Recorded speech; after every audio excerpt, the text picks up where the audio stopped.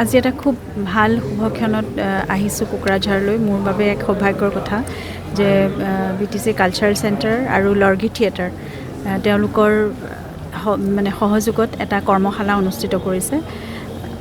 Costume design যদিও ৰাখিছে, আমি কষ্টিউম ডিজাইনৰ লগতে নাটকৰ বা তেনেকুৱা মঞ্চস্থ কৰিবলগীয়া নাটক আৰু নাট্যশিল্পৰ ওপৰত আমি কিছুমান চৰ্চা কৰিম। আৰু এইটো আচলতে ইণ্টাৰেকশ্যন এটা অনুষ্ঠান, আমি সম্পূৰ্ণ কৰ্মশালা বুলি ক'ব বিচৰা নাই। আৰু বহুত মই ভবাই নাছিলোঁ, বহুত পাৰ্টিচিপেণ্ট আহিছে, বহুত প্ৰশিক্ষাৰ্থী আহিছে আৰু প্ৰশাসনেও যথেষ্ট সহায় কৰিছে। এয়া আমাৰ কালচাৰেল ডেভেলপমেণ্ট অফিচাৰ BTC, গতিকে তেওঁলোক সকলো জড়িত হৈ আছে ইয়াত। আজি জইণ্ট কমিশ্যনাৰ আহিছিলে, তাৰপিছত এছিষ্টেণ্ট কমিশ্যনাৰো আহিছিলে। সকলোৰে সহযোগিতাত এটা খুব ভাল অনুষ্ঠান হ'ব। 3 দিন মই থকাকৈ আহিছোঁ ইয়াত আৰু 3 দিনে তেওঁলোকৰ লগত ধুনীয়াকৈ ইণ্টাৰেকশ্যন কৰিম। আমি কেনেকৈ বড়ো থলুৱা শিল্পৰ হস্তশিল্প বা হস্ততাঁতৰ লগত খুব ৰিচ ইয়াৰ কালচাৰ, গতিকে এই গোটেই সকলোখিনি মিলাই আমি কেনেকৈ অন্য ধৰণে আৰু ফেশ্বন বা কষ্টিউম ডিজাইনিঙত আমি কেনেদৰে তাৰ কামখিনি আমি কৰিব পাৰোঁ, বেলেগ ধৰণে ফিউজন কৰিও আমি কিবা যদি কৰিব পাৰোঁ, তেনেকুৱা ধৰণৰ কথাবোৰ আমি আলোচনা কৰিম আৰু কিছুমান বস্তু আমাৰ চৰ্চা কৰি ইয়াত একেলগে সকলোৰে লগত ময়ো শিকিম, তেওঁলোকেও শিকিব, তেনেকুৱা ধৰণে আমাৰ এটা ইণ্টাৰেকশ্যন ছেশ্যন। গতিকে 3 দিন মই ভাবিছোঁ খুব সুন্দৰ সময়, আমি সৃষ্টিশীল মনেৰে কিছুমান সৃষ্টিমূলক কাম কৰিম আমি একেলগে। তেনেকুৱা কৰ্মশালা আপোনাৰ কোকৰাঝাৰৰ প্ৰথম নেকি?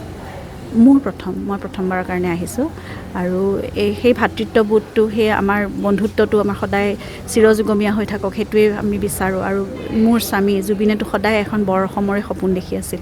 গতিকে আপোনালোকৰ বহু গীত মাতত তেওঁ জড়িতও হৈ আছে, বহু সাংস্কৃতিক ক্ষেত্ৰত তেওঁ কামো কৰিছে বড়ো আমাৰ ভাতৃ ভগ্নীসকলৰ লগত।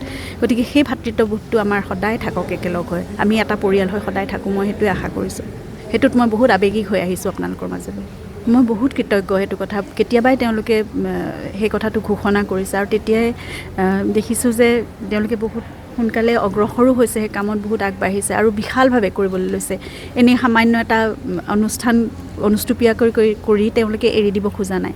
বিশালভাৱে জুবিনক তেওঁলোকে নিজৰ মাজত জীয়াই ৰাখিব বিচাৰিছে, জুবিনৰ অস্তিত্বক, সত্তাক তেওঁলোকে কঢ়িয়াই আনিব বিচাৰিছে। সেইবাবে মই নথৈ কৃতজ্ঞ আৰু সেইখিনি সদায় থাকক। কাৰণ জুবিনেও আমাৰ সকলো বড়ো ভাই ভগ্নীসকলক সদায় মৰম কৰিছিল, সদায় বহুত ভাল পাইছিল, তেওঁৰ অন্তৰত আছিল সদায়।